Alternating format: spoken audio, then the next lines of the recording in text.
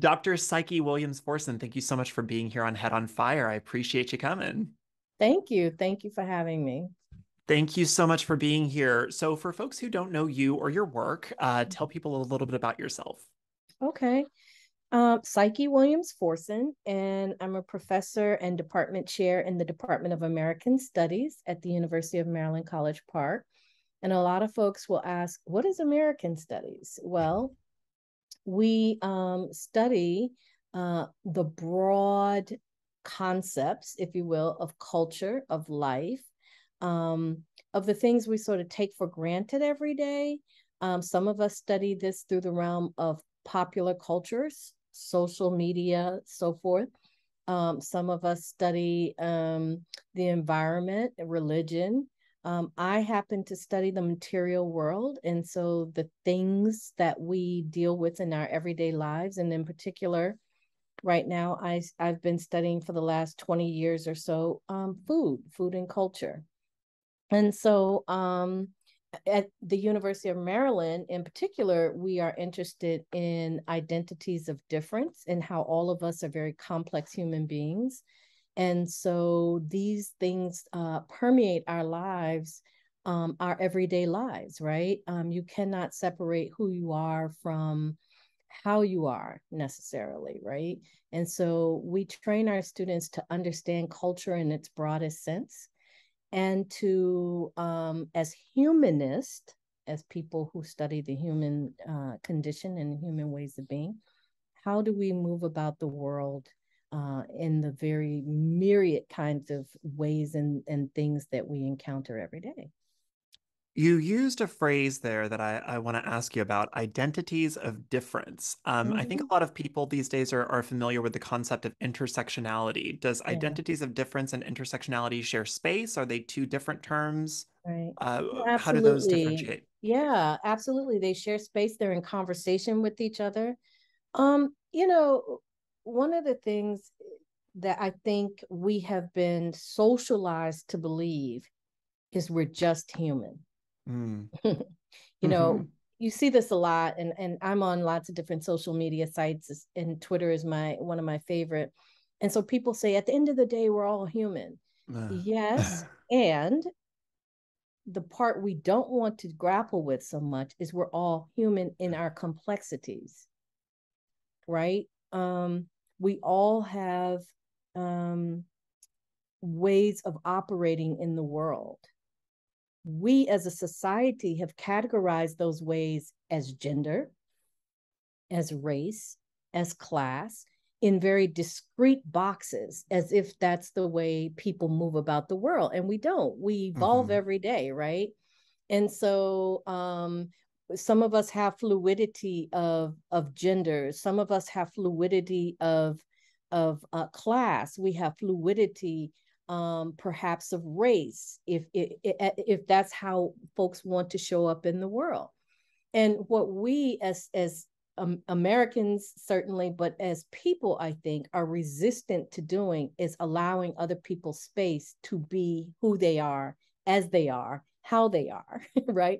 Because and on the one hand, having studied culture for over 30 years, you understand that. I understand that because it makes things very messy. It makes people very messy. And most of us like to believe that the world is neat and compartmentalized, and it's not.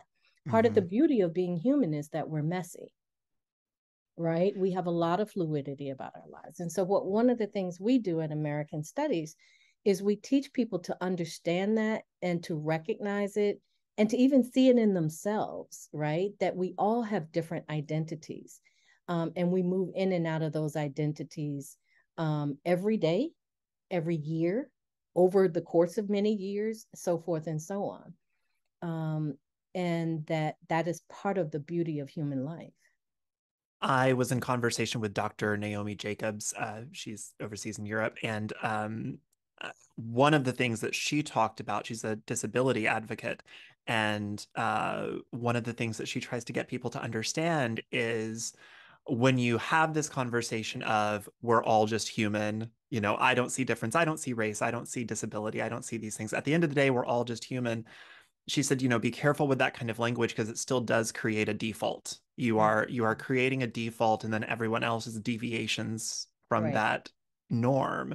Right. Instead, seeing people as their whole self allows for understanding of what different people need Right. to be able to exist equitably. That's right. No, that's right. She's 100% right. When folks say I don't see race, I don't, well, then you're Hmm. discounting who I am, Yeah. because my experience in the world as a Black woman may be very different from your experience in the world. Hmm. Um, as a white woman, as a white man, as a Latina woman, a Latina man, I mean, these things matter. And you know Hmm. where they matter the most, Don, often is in policy. Hmm. They show up so often in policy. So when we invisibilize these things, then we're saying we don't see how these policies are written in such a way that they disenfranchise this community or disenfranchise that community or disenfranchise that community. Let me put this in more concrete terms. You're seeing me as just human means you are not prepared to recognize if I have a mental health challenge. Hmm. So when that challenge shows up, you see me as deviant as opposed to seeing me as a person with a mental health challenge because it's not rendered visible, right? If I show up and I have a visible disability, you're unprepared to work with me as I am, whether I'm aided by a wheelchair, an earpiece, whatever the case may be, because you're so intent upon just seeing me. That means you don't recognize I may eat differently in public. I may move differently in public. I may be hindered by your inability to not see me as who I am, but only see me as human. That means I can't get to this event because you don't have the apparatus I need to be able to navigate that space. So it's really problematic and dangerous, quite frankly, when we don't see people in the myriad complex ways in which we actually exist in the world. I was just talking to the author Ayana Gray, and we were kind of talking about how in the writer space, I'm a writer, Mm-hmm. and I talk to a lot of writers Mm-hmm. and authors and things. Mm-hmm. How there've been these burgeoning conversations, not burgeoning, boiling conversations for years and years and years about how authors very often get it wrong when writing characters of color, white authors writing characters of color, or abled authors writing disabled characters, Mm-hmm. et cetera, et cetera, et cetera. Mm-hmm. And very often, the author will say something like, oh, well, I'm drawing from experience, or we should be able to paint the world. It's all of these very lofty things. But, what Ayana pointed out was that just the moment that you change that person's identity, you're changing their entire outlook Yeah. on how they would see the world. But you're also changing the entire narrative of your story. How would other characters see you? Right. And I just think that no matter in what space we're in, American studies, literary, the literature world and everything, I think people forget that just tiny change of perspective is not so tiny. It's this seismic shift in moving around the world or not moving around the world as it is. No, that's really right. I'll share something with you. One of my favorite writers is Chimamanda Adichie, Mm, Nigerian novelist, right? So as a writer, I'm sure you're familiar. And and I many years ago I encountered her TED Talk, "The Danger of the Single Story," and I hmm. use this a lot. I use it in my book. I use it a lot in my classroom, and from time to time I go back to the actual TED Talk and re-listen because there's so many nuggets that she provides there. And one of the ones that she provides that I want to share very quickly that speaks to your point is she explains that her family um, was a conventional middle class Nigerian family, is what she said. Her parents were professionals. And so, as would be the custom, she explains her family had lived in domestic help, right? And they would come from the nearby rural villages. So when she was a child, they had a young servant boy come to live with them. And she said the only thing her mother told them about this young boy was that he was very poor, right? And so her mom would send food and clothes to the family. When she didn't finish her dinner, her mom would say, finish your food. Don't you know there are people like his family who don't have food? Okay, so she took enormous pity on his family. Then one day they went to his village, and she said his mother showed them when they visited a very beautifully patterned basket that had been made by this young boy's brother. And she says, and I'm going to quote her for just a moment. She says, I was startled. It had not occurred to me that anybody in his family could actually make something. Oh All I had my. learned about them was how poor they were. So it had become impossible for me to see them as anything but poor. Their poverty was my single story of them, right? Mm. And such a powerful reference, yeah. In part because when we don't see what Avery Gordon, sociologist Avery Gordon, says in her book Ghostly Matters, when we don't see people's complex personhood or even their possibility of having personhood, right? We completely are not prepared when they show up differently. As if we're not able to show up differently, right? Or we render people as Adichie mentions as a single story, and so then we develop stereotypes about people that are not true.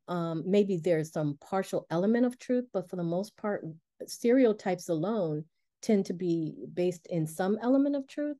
But what we do is we full swipe make them the stereotype, because we don't want to know that though we're all from the same race or we identify in the same gender or from the same class or differing or same abilities, we're not the same people. And what's interesting is that when you do those kinds of things, when you assign a role to somebody based on one single quality, when they deviate from that, like your Right. beautiful example, it really upsets people. It does. When you see a poor person with a new iPhone, it upsets a lot of Oh my people. When you see God. somebody that uses a wheelchair stand up and walk for Right. a little ways Right. because their disability is Right. not this, Right. not keeping them completely bound to the wheelchair at all Right. times, it Right. upsets people That's right. because we're all human and we're all in it together and I'm an Right. ally, but as long as you stay in that chair. That's right. And that goes back to my initial point about our need to compartmentalize people so that we can make sense of them.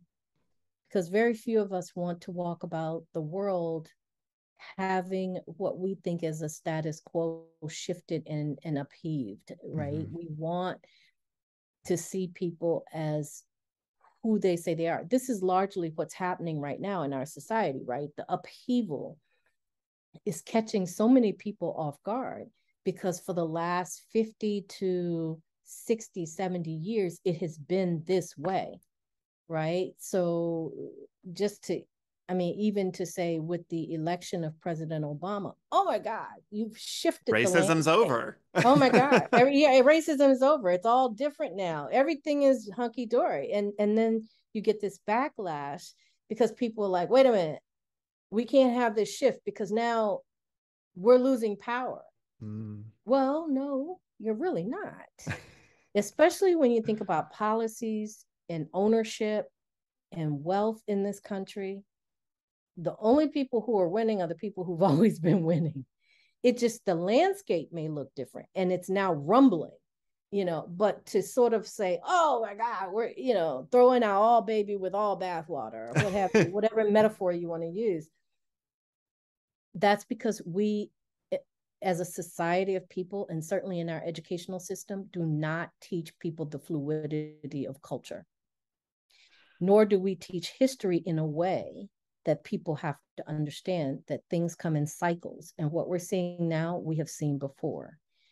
That's Learning history as an adult and learning history by what is required in the right. public school system are two different It's histories. They are two different totally different histories. histories, right?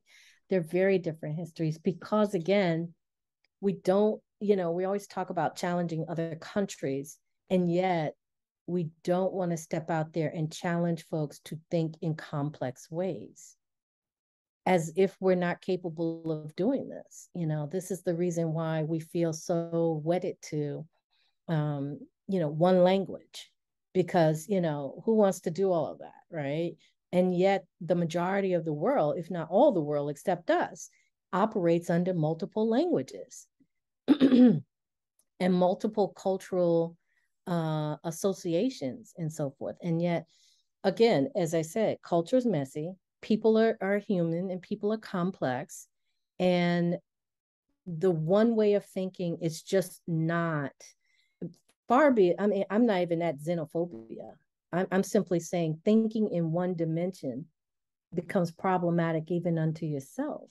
Mm-hmm. Because if your scenario changes, you're likely to fall completely apart because, Oh man. Yeah. you can't handle the change in the transition, you know. And so you don't understand resilience and you don't understand life happens to us all, and people are born and people die and people gain and people lose, and then you have a subset of people who just sort of stay right there, right? And everything stays the same. Your new book Mm-hmm. is Eating While Black. Mm-hmm. It's it's gorgeous. I'm excited about it. We Yeah. love talking about food. Everybody loves talking about food. My entire social media feed is I love food. Everybody loves food, but Right. we have a tough time talking about eating. Mm-hmm.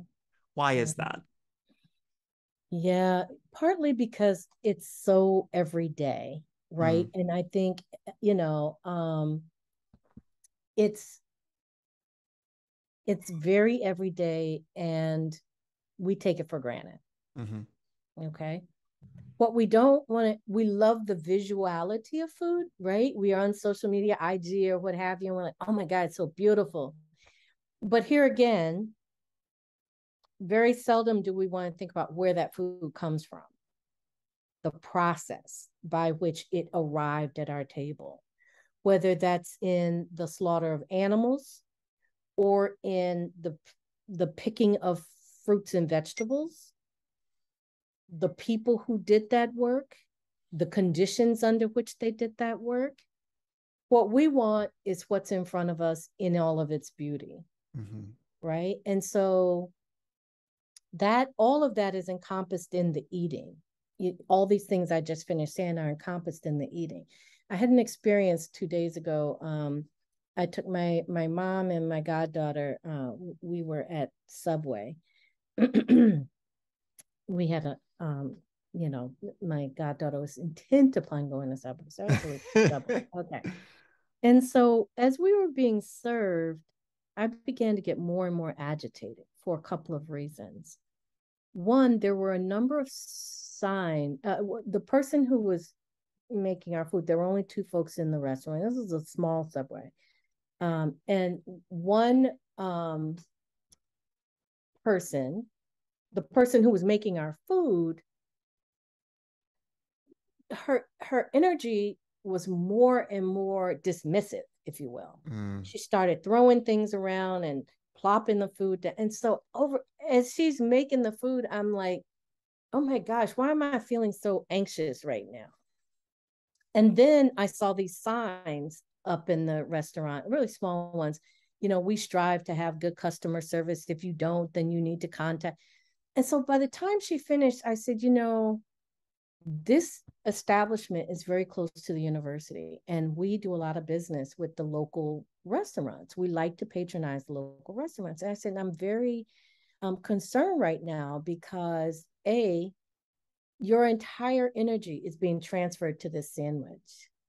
You know, how you are preparing and handling our food is being transferred. And I was like, and I'm not happy. Um, but for the fact that my goddaughter wanted her sandwich, I would have walked away. But we don't necessarily respect, I think, cosmic processes in this, right? We don't respect that how your food is prepared, from cross contamination to um, anger to happiness. Those things get embedded in how we make make our food products, and then we eat those things. These are things we're ingesting, we're putting in our body. And I think we often want to just be excited about the visual, but not about the cosmic, the spiritual, the physical acts that go into what's after, what happens after it's prepared. So many of the images that we see are actually not real Mm, when we see them in mm. in magazines or what, you know, when they go back and tell you how that this is not really syrup, it's motor oil, because motor oil, That bread is that styrofoam. is styrofoam, right? And so when you see that kind of thing, you recognize not so much that you were duped, but that there's an illusion Hmm. of beauty, Hmm. right? And that the reality tends to be far more um, problematic, different, less tasteful, whatever the case is that you want to add. So I think we don't like to talk about those things, Don. You know, that destroys the experience for a lot of people. The subtitle of your book is Food Shaming, Yeah. and race in America. And Yeah. I want to talk about what is food shaming for people that Mm-hmm. might be a new term for, Mm-hmm. but also how is it specifically impacting Black people, because those are the folks that are Mm-hmm. very much centered in your work, but Mm-hmm. how does it impact those who do deviate from the norm, Yeah. whatever that norm is, Sure. uh, Sure. generally speaking. Yeah. So I came to this topic after my first book, Building Houses Out of Chicken Legs, Black Women, Food and Power. Um, I published that in 2006. And when that was part of my doctoral thesis, or it was my doctoral thesis. And when I was working on it, I started out working on that book because I was interested in Black people's connection to food stereotypes. Several things happened before I really started on that project, but one of them was that Tiger Woods won the Masters tournament, right? The Masters golf tournament the first time around. And after he won, one of his fellow golfers told him, don't choose, fried chicken, watermelon, or collard greens, whatever the hell those people eat, right? And suffered, backlash as a result of it. So that led me down this path of studying stereotypes in Black people, because I said, really, it's like 2000. Are we still talking about Black people and chicken? And so, I wrote the book. As I was touring nationally and internationally talking about the book, several things were happening in the food world. One, dollar stores, and especially the Dollar Tree, started getting refrigeration. Mm, And so that meant the number of products they could offer food wise began to expand, right? mhm, Um, more and more people started turning to gardening and community gardens in particular. And and then farmers markets started to really have a social resurgence, right? They became these spaces. And I would have these people come up to me and say things like, how do we get people to stop eating fast food? How do we get more people to grow gardens? And gardening is the best thing in the world. And more of us need to be vegan and vegetarian. So all these dictates started going on. And, you know, those are just so vastly different. Those are such vastly different conversations. oh, these are very different conversations. And I had a really hard time with this book because I'm like, oh my God, all these things are How going do you on. correlate you need to be gardening with stop eating at McDonald's? Like, okay, sorry, please But go but on. but That's but, just but a lot blowing of my people, mind. yes, but a lot of people, this is what they think. Stop eating fast food, start growing your own food.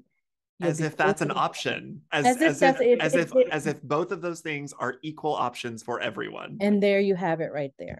Right? That's where the food shaming starts to come in because let me see. So the book came out in 2006 and now this one is coming out in 2022. So that's 16 years. And you can imagine, I have been hearing this for years. Like people, how do we get people to grow gardens? I was like, well, did you ask the people if they want to grow a garden? you know?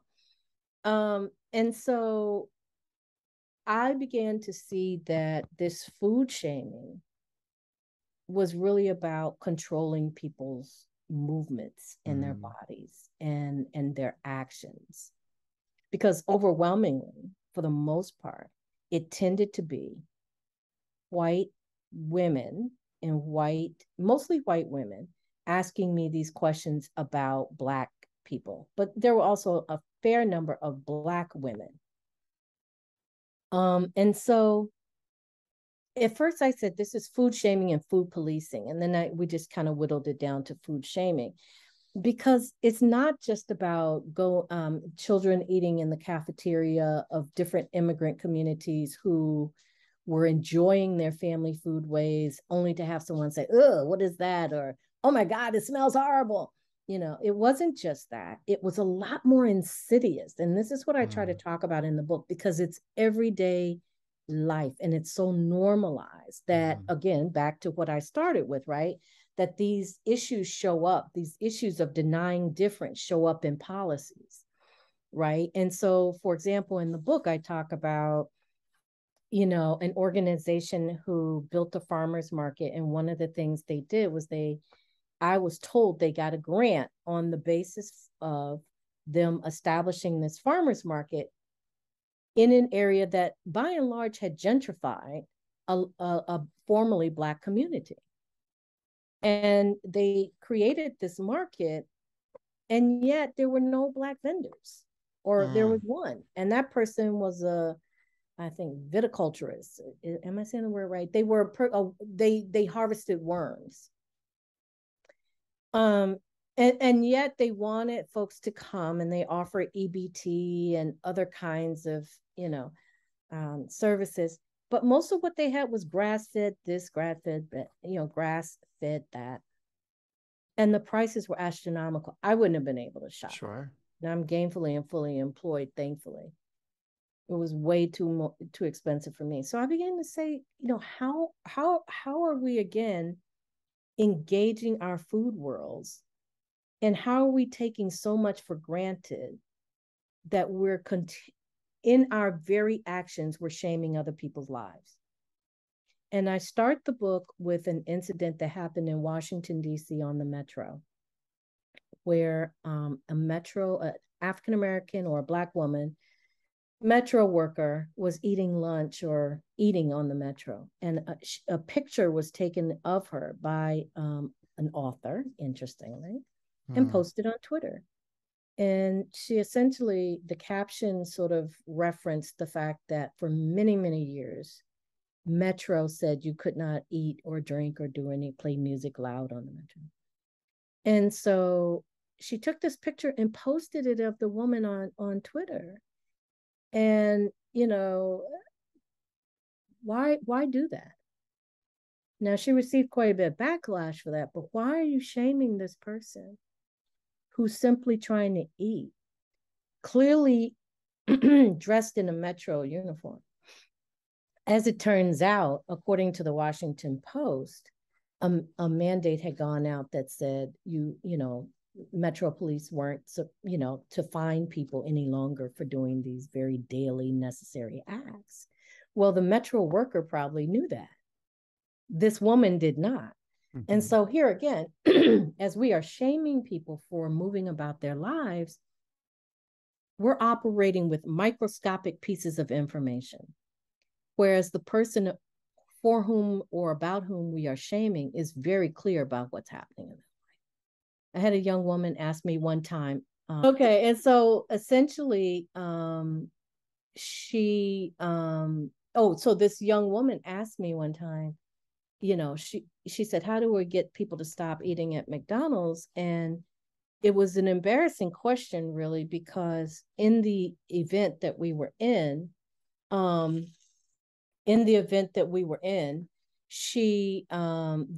colleague was there with her daughter, and she had traveled a lot of miles to come hear this panel that we were on. And one of the things she had told me before the panel started, so before this question was asked, she was like, I know, we're rushing from church service or whatever. We had to stop at McDonald's on the way here. So here's a really busy mom trying to get to this panel to get some information to continue her research. And folks are asking questions like, how do we get people to stop eating at McDonald's? You don't know what's going on in this person's life, so why are we making these judgments about people's lives, right? um so yeah, it's that kind of thing that I try to show different scenarios that would not ordinarily be considered as elements of food shaming. Food is so integral to identity, not just because of, you know, the fact that it's what keeps us alive, it's what nourishes us, but it's also such a part of our culture, it's a part of our families, it's so closely tied to memory. Mm-hmm. I'm curious how your work is inclusive of the ways that when other people interact that are not from our specific community, when other people interact with food that is foreign to them in some kind of way, and that interaction is ew, Mm-hmm. ew, Mm-hmm. how does that impact, how does that impact a person? How does that impact a person's psyche? Not to use your name there, but Mm-hmm. Mm-hmm. Mm-hmm. how is that kind of thing? My husband's Mexican, and I know that very often, we think of Mexican food and we think of just a few different things, but I've been Mm-hmm. with him for 16 years, and Mm-hmm. there's just a world of Mm-hmm. food that is so important and ancient and Mm-hmm. uh, that they they don't make around people they don't really know here, Right. Right. because some of it's just they don't really want to hear you go Right. ew. They don't really want to hear you go Right. that kind of thing. Um, how is your work inclusive of those kinds of conversations? How can maybe we get better about those kinds of Mm-hmm. conversations? Mm-hmm. Yeah, there's so many different instances of food shaming, many of which I don't cover in the book because I wanted to start a conversation, Of course, of right? course. And hopefully I left it open for other people to pick it up and move with it. But yeah, you're absolutely right. And I may have mentioned this, I can't really recall. My ex-husband is from Ghana, West Africa. And when we first started dating, we were talking at one point when he was eating, and I said, "Oh, what are you eating?" And he got really quiet, and they said, you know, fufu or what have you. And I said, "Oh, okay." Now, I'm very comfortable with people eating with their hands. Hmm. Because as one of my food colleagues says, we eat first with our hands, or we see first with our hands, right? Hmm. Or something to that extent.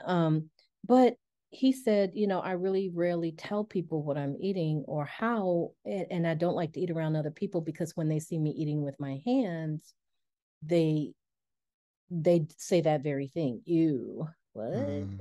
Yeah, why are you eating with your hands? And yet we eat pizza with our hands. We eat various foods with our hands, but the moment Fries, someone, chips, right, popcorn, surprise, all the chips, good you name stuff. it. All the good stuff is with our hands. Oftentimes unclean hands, right? Oh, But the moment, yeah. yeah, but the moment someone scoops fufu and then soup in a very um poetic kind of way, because you have to be adept to be able to do that, and to especially hot food, then all of a sudden it becomes ew, Mhm. and so this circles back to our initial opening in this conversation. So thank you for asking those early questions, because what it says is you're willing to see me as human up until the point where it makes you uncomfortable. And rather than ask wonderful questions or say to me, wow, that I would never think that I could eat soup with my hands. How do you learn that? And engage me in a conversation. I think it's a reflection of our own, quite frankly, ignorance and inability to expand our thinking when we just resort to, oh my God, what? Ugh. You know, I may not like turtle, terrapin, whatever, frog, whatever, and some other culture might, but I'm not going to, say, oh my God, that's disgusting. What I'm going to say is, no, thank you. I don't know that, because I see these animals in a different context, you know, I'm not interested in trying that. I don't like snails. I don't like Mhm. things that crawl and are creepy. I have a girlfriend who loves unagi, right? And I mean, when we go out, she'll eat, when she's eating sushi, and I'll just say, yes, I'll take something different. But what I'm not going to do is food shame her and be like, oh my God, that's so disgusting. You know, I was on I got a tweet yesterday or TikTok, I think, where a young woman said, I'm from Arkansas and this is how we eat. This is one way we like to eat boiled eggs. And she had a bowl full of boiled eggs. And she put a lot of white vinegar and a lot of salt. And then she was eating it. People were like, oh my God, that soupy egg. Ugh.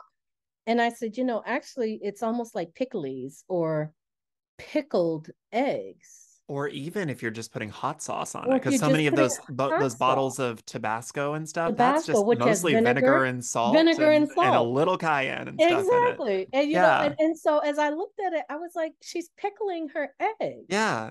Yeah. I'm It like, may that not probably tastes look, good. yeah, yeah, for her it was really good. And people are like, oh my God, it's soupy. It's okay, got it. And everybody's entitled to their reaction. But before we have that reaction, we might want to stop to think, what is it that I may eat that may not be visually appealing when it is made, but it could taste really good? For a lot of people, that's barbecue. Sure. You don't want to see a whole cow, hog, whatever being, but for some folks, they're like, oh my God, that's the epitome of a good life, um, or even a whole bowl full of eggplant, Hmm. oh my God, or okra. And for some people, tomatoes, So again, what I'm trying to get people to think about is the beauty of our cultural difference, Hmm. right? And that when Black people in particular are constantly bombarded with these rules and regulations around eating, what's really going on there? Right. And so that's where the race part comes in, because my focus is primarily on African Americans. And I tie those types of activities to a measure of anti-racial Blackness that is so ingrained in our everyday lives that even Black people sometimes perpetuate it, Hmm. right? Or we don't see when a particular level of shaming is taking place, because it's rooted in religion, or it's rooted in our own cultural values, or it's rooted in whatever other practice of life we have. I've shared this in the last couple of weeks for a lot of different people. Many African Americans um, uh, are told often you're going to die because you have diabetes or high blood pressure or whatever. And one of the things I say in every talk I give, and this one will be no exception, is we have to be very, very careful about making food do the heavy lifting. Mm. Let's stop assigning all of this to food, because it's not necessarily so much food that is causing me to die early in America. There are so many other things that could cause me to die early in America, including just waking up in the morning to a battering ram, or to being shot outside my apartment because someone, came into my apartment from elsewhere. Or I could go jogging and have a great diet and be out jogging and be hunted down like an animal. Or I could be driving while Black and run a stop sign, or my tags could be, as I was very nervous for the last month because I had just moved and I Mm. had to renew my registration in May. And in the course of my moving, MVA decided not to send me my registration Mm. because I was literally so close to moving. I changed my address right around the same time as my registration. So for weeks, I was driving around with this, little notice in the back of my window saying, hey, my registration's up to date, even though my tag is not. And then it expired. And I was like, oh my God, what the heck do I do? Now, if I were being, and I'm sure there were a couple of times I was, because law enforcement was behind my car, and I'm sure they ran my plate only to find out my plates were up to date. But the fact that I could have gotten someone who pulled me over and that could have been the end of my life has nothing to do with food, Right. right? And so we have to be careful about saying it's food that's killing us, because that allows us to take away from the systemic issues and the institutional issues in this country that could kill and do kill everyone or any one of us on any given basis, any given day. It very much it does echo sort of that first set of questions that we were talking about at the beginning of our conversation about when we just see one another as human, air quotes, when we just see one another as people and we ignore all of the standard deviations from that cisgender heterosexual white, et Mm-hmm. cetera, et cetera, et cetera person, we are erasing all of the different areas of intersectional oppression that those groups experience. Is it the food that's killing people, or is it the fact that they live in a food desert? Is it the fact that they do not have access to health care? Is it the fact that they do not have access to mental health care? Is it the fact that, they've had a cavity that's been going on for years and it's gotten worse and now it's led to an infection and now they can't get treatment for it? That's right. Whatever it is, can they not travel to get to a good paying job because of where Mm-hmm. they live? And there are so many questions that we just stop asking when we Sure. see what a person looks like and what they're eating. And that's, I think, what's so intriguing about your work is that you tell us, one, that yes, the eating is important, and Mm-hmm. there are many layers of important conversations to be had here, but it cannot be the entirety of the conversation. And in fact, many times it shouldn't be the conversation. Yeah, that's right. And Um, Don, I just want to jump in for a second and say we really need to change the notion of deviation because mm, the reality is the majority of yes. us, all of us, live in a place where the deviancy is wealth. Oh, very much. Yes. Yes. That really is the deviant because the majority of us are not wealthy, Oh, yes. And I think right? And and so so many people the last couple of years have realized how quick they are, how quick they how are. how quick it is to get from where you are to where that person is that you think you'll never Exactly. be. You'll never be, right? So when we start talking about how people deviate, if nothing else, we have learned in the last 6 to 8 years how much the majority of us, or all of us, actually live in the messiness. All of us live in the messiness.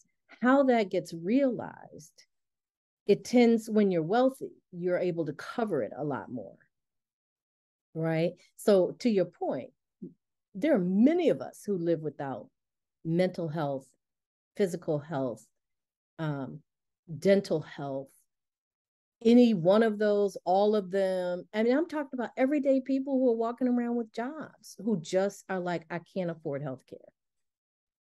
So the deviancy in that are those who can afford healthcare.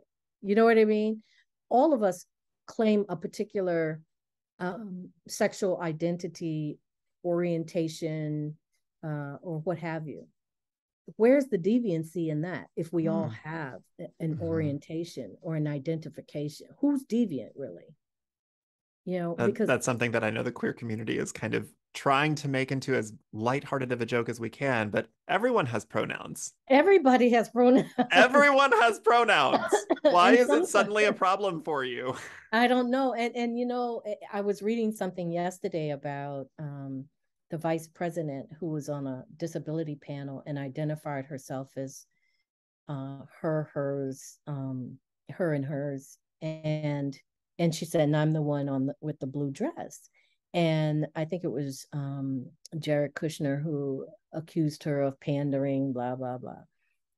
But the reality is, as some people said, from the standpoint of the community of the disabled, that's really important because you have people who are hard of hearing or what have you, um, for whom the visual is more important than the auditory, right? And so Mhm. again, it's because we want to see people from our own lives, from the standpoint of our own lives. So from the standpoint of where I am, you're a deviant, Oh yeah.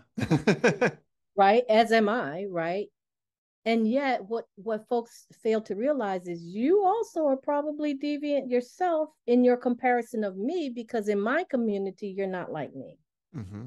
right? Or you're deviant because you have an income I probably will never ever touch. And so, but that level of self-reflexivity, which we engage in daily in American studies and which we try to teach people to think about, what does it mean when you begin to look at yourself from the standpoint of everyone else, as opposed to looking at everyone else from the standpoint of you.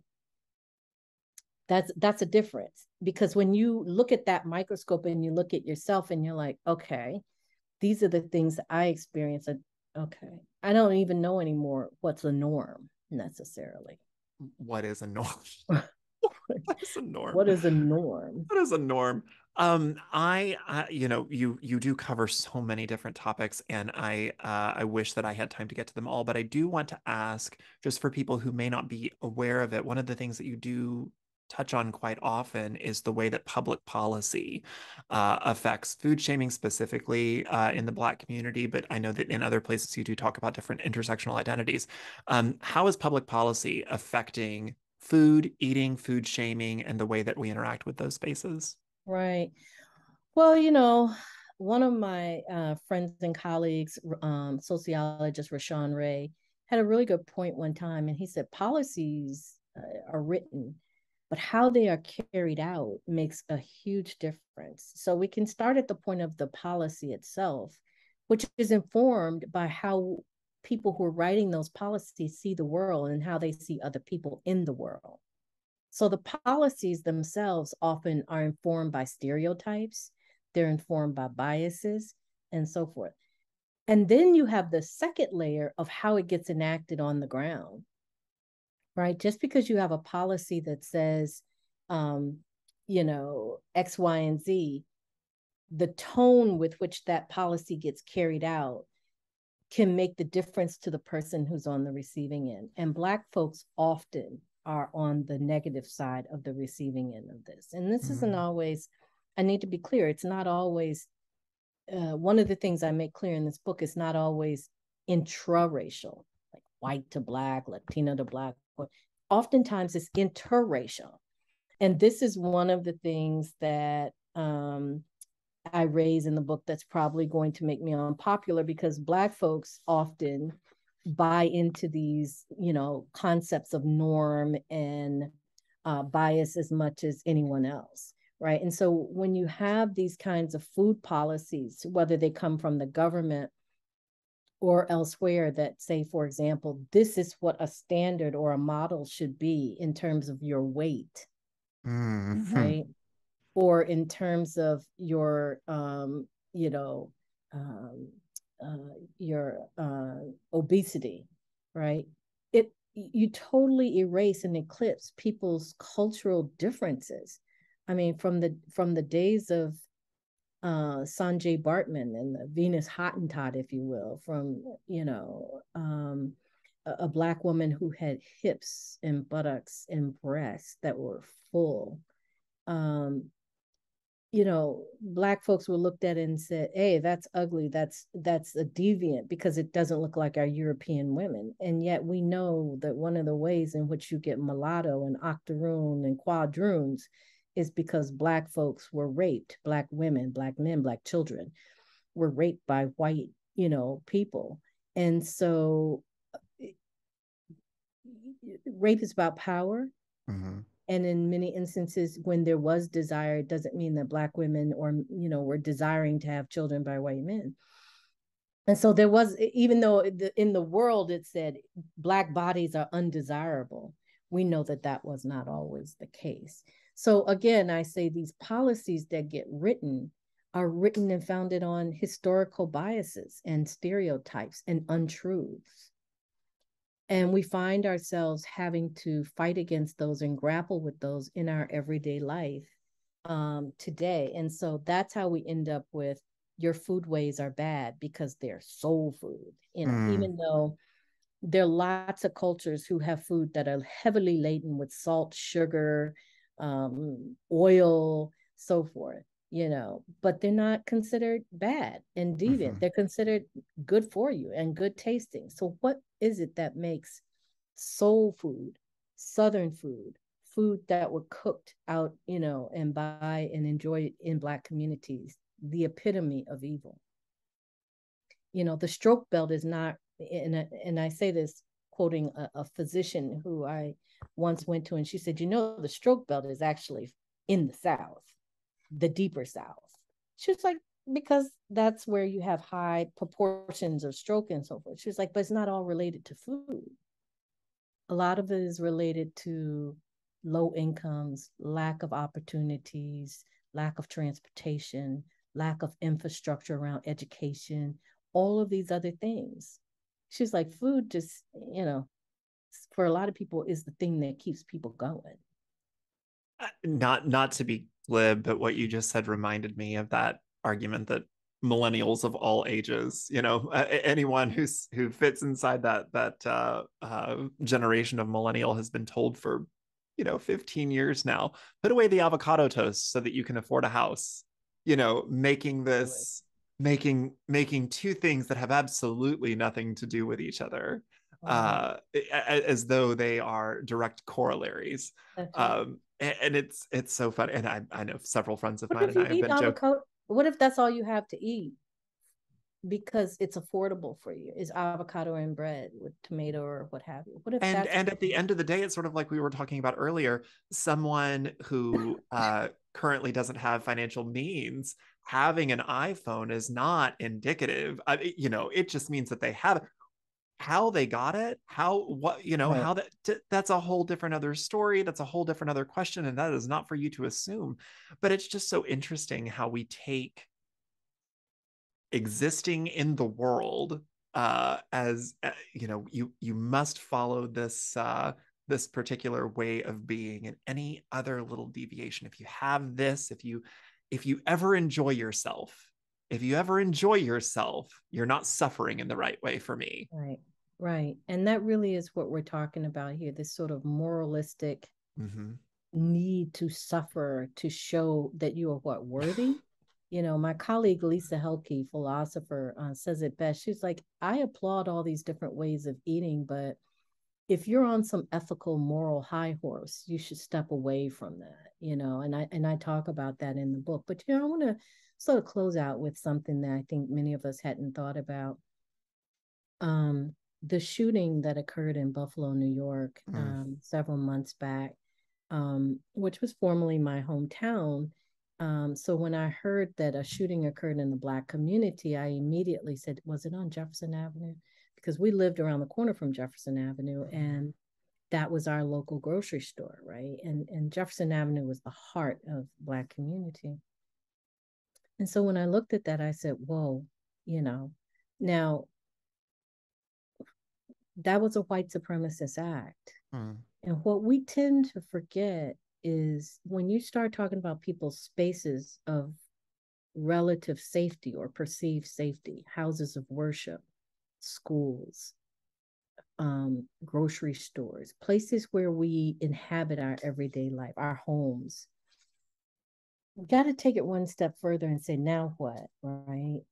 The gun control issue is its own animal, but from a food standpoint, conversations began to circulate like, where are these people now going to shop?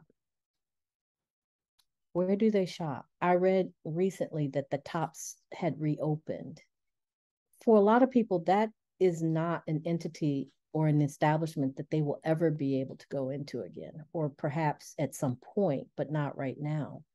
So, what happens to those folks? Where do they get their measure of safety and security in the acquisition of food?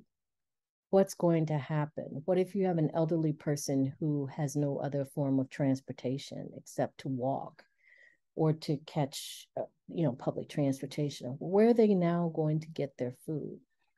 And our inability to take these sort of conversations where we're judgmental beyond that initial point to, oh my gosh, what happens now, really renders some of us inhumane, quite Mm. frankly. It renders us inhumane. And that circles back to the people who say, I don't see race. If Mm. you don't see race, and especially as it relates to our everyday lives and food being one of those many aspects, then you have to check your humanity, because the ways in which food shows up in the world and how it shows up in our lives and the ways that we practice it very much is tied to who we are as racial beings, political beings, moral beings, ethical beings, sexual beings, religious beings, so forth and so on, able bodied, disabled being, aged beings. all of that. It's all a part of the whole. Dr. Psyche Williams-Forson, I am so honored by your presence today. Thank you so much for being here. If folks want to connect with you, is there anywhere that they can do so online? Oh, absolutely. I'm on IG, Instagram. I think I'm under building houses. One word. I can't tell you, it's either 7 or 9. Certainly, they can email me at pwforson@umd.edu, and I'm happy to respond to any dialogues that are open and that will further good conversation. So, thank you for having me, Don. Oh my Really. gosh, of course. Before you go, I want to ask you one final question, and it's what's Mhm. your favorite food? What's my favorite What's food? your favorite? It's the last day you have on Earth. You have 20 I aliens are coming know. right now. They're You giving you know, 24 hours. What are you eating? what am I eating? I am eating, if I had nothing else, I'm gonna eat either melon or salad.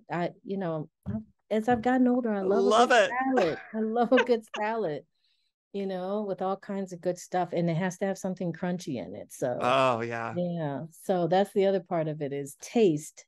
We have to remember people enjoy taste, and taste is real. So, thank Well, you so thank much. you. Thank you so much for being here. You have a good rest of your day. Okay, you too. Take care. Bye Bye bye. now.